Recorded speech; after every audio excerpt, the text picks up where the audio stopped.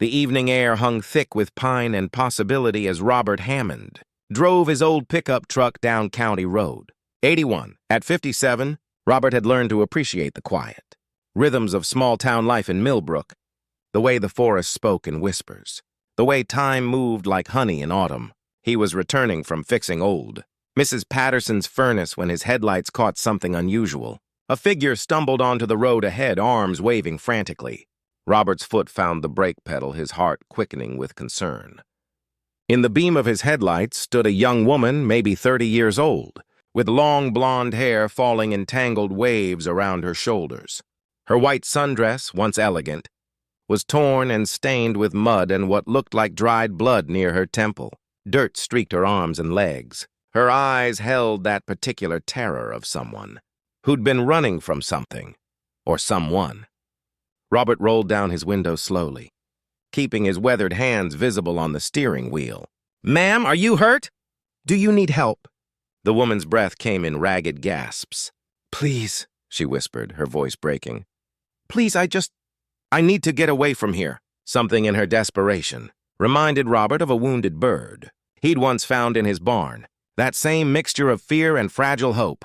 Without hesitation, he reached across and unlocked the passenger door. "Come on, then. Let's get you somewhere safe."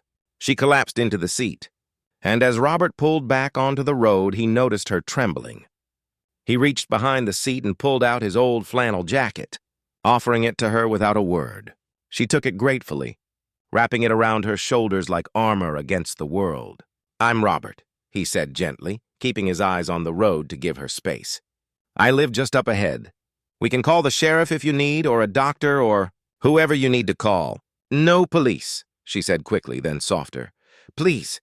"Not yet. I need a moment to think." Robert nodded. He'd lived long enough to know that everyone carried their own burdens, their own reasons. "All right, then. Let's just get you cleaned up first." They drove in silence for a few minutes, the woods giving way to the scattered lights of Millbrook's outskirts.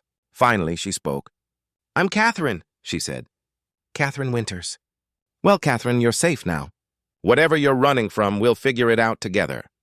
Robert's house sat at the end of Maple Street, a modest two-story with a wraparound porch that had seen better days, but still held together with dignity.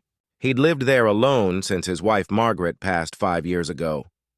The house was too big for one person, but he couldn't bring himself to leave all those memories behind. Inside, he guided Catherine to the bathroom, giving her fresh towels and one of Margaret's old robes that he'd kept. "Take your time," he said. "I'll put some coffee on and see what I can find for dinner." As the shower ran, Robert moved through his kitchen with practiced ease. He wasn't much of a cook. Margaret had been the artist in that department, but he could manage scrambled eggs and toast. He set about making a simple meal, the familiar routine calming his own nerves.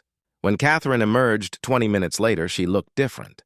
Younger, somehow. The fear had ebbed from her eyes, replaced by exhaustion. Her blonde hair, now clean, fell in soft waves past her shoulders. She'd wrapped herself in Margaret's blue robe, and something about the sight made Robert's chest tighten with an old, familiar ache. "Sit," he said, gesturing to the kitchen table. "You need to eat something." She sat obediently, and Robert noticed her hands were shaking as she reached for the coffee mug. He didn't comment on it, just slid the plate of eggs and toast in front of her and took a seat across the table. They ate in comfortable silence for a while. Robert had learned over decades of life that sometimes the greatest kindness was simply being present without demanding answers. Finally, Catherine set down her fork. "I suppose you're wondering what happened to me." Robert shrugged gently. "Only if you want to tell me. Otherwise, it's none of my business." Her eyes filled with tears at that simple acceptance.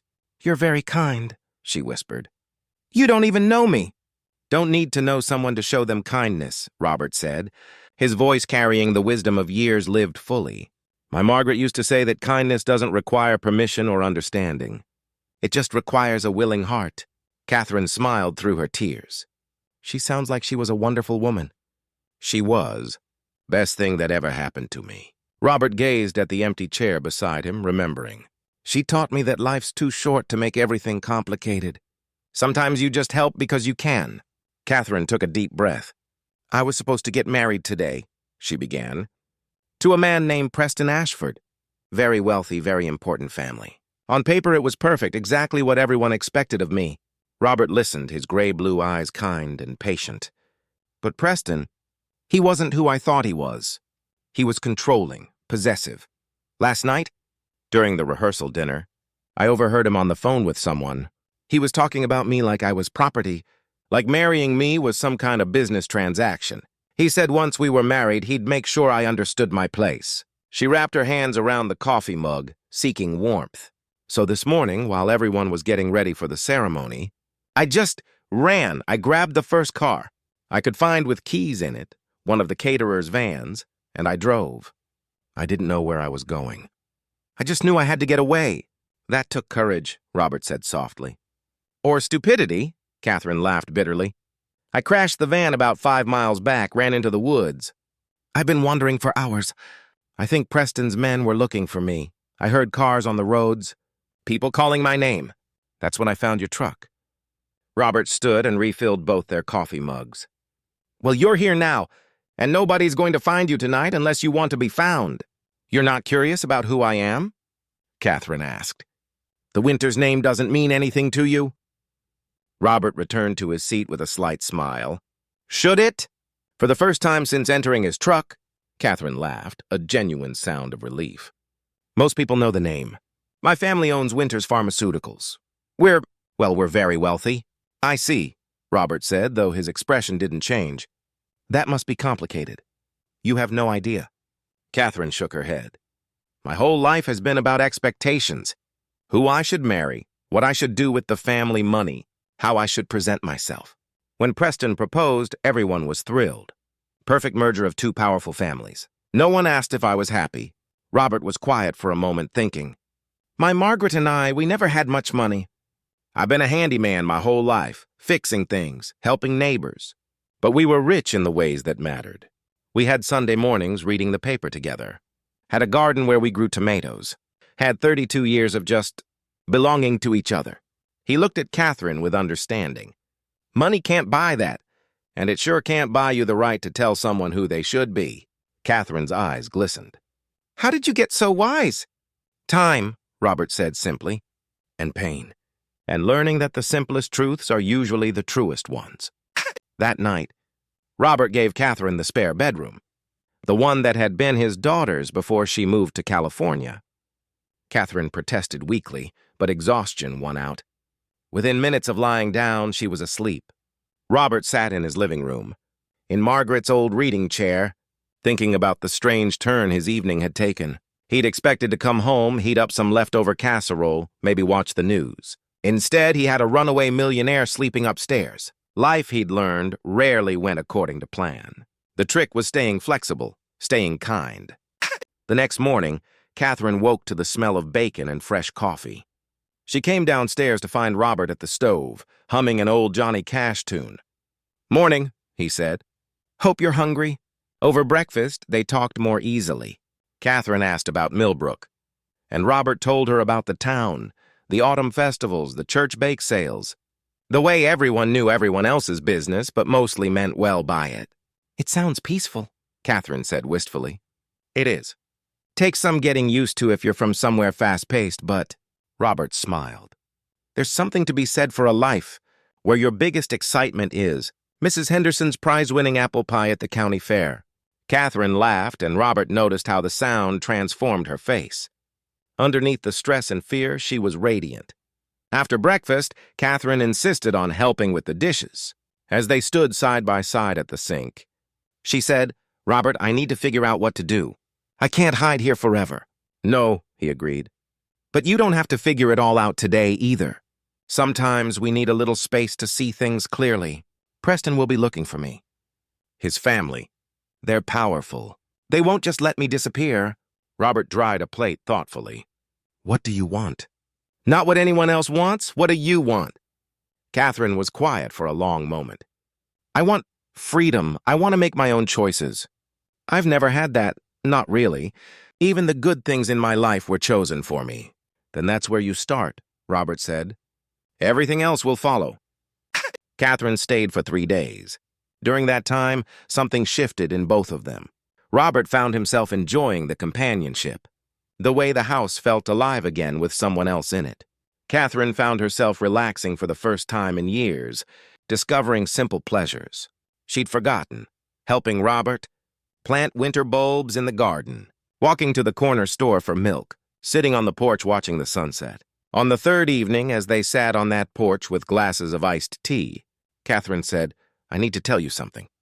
Robert waited patiently. "I've been thinking about my money, my family's company. I've never actually been involved in running it. I'm just a shareholder. A name on paper, but I have resources. A lot of them. And I've been thinking, what's the point of having all that money if it doesn't do any good?" She turned to face him. "You saved me, Robert. Not just from Preston, but from a life that would have slowly killed who I really am. And you didn't do it for reward or recognition. You did it because it was right." "Anyone would have done the same," Robert said. "No," Catherine shook her head firmly. "They wouldn't have. Most people would have seen an opportunity. A wealthy woman in distress. You just saw someone who needed help." She pulled out her phone, the first time Robert had seen her use it.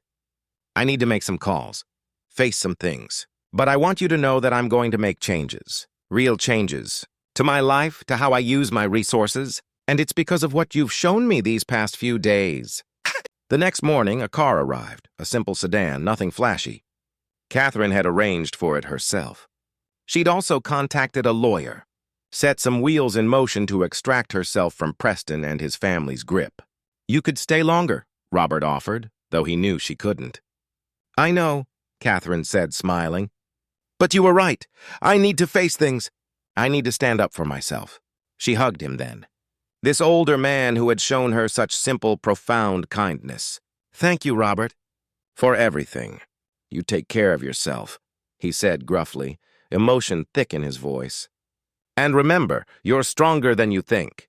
As the car pulled away, Robert stood on his porch, watching until it disappeared. The house would be quiet again, but somehow it felt less lonely than before.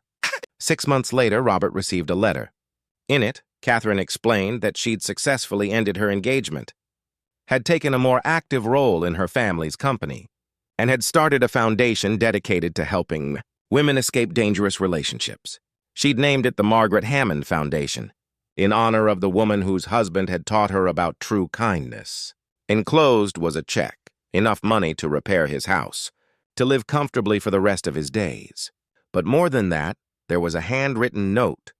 "You gave me shelter when I was lost. You showed me that a good life isn't measured in wealth or status, but in simple, honest kindness. I'll never forget that. You'll always have a friend in me. With gratitude and affection, Catherine." Robert sat in Margaret's reading chair, holding the letter, tears streaming down his weathered face. Not tears of sadness, but of joy. The kind that comes from knowing you've made a real difference in someone's life. Outside, the first snow of winter began to fall on Millbrook, soft and gentle, covering everything in quiet grace.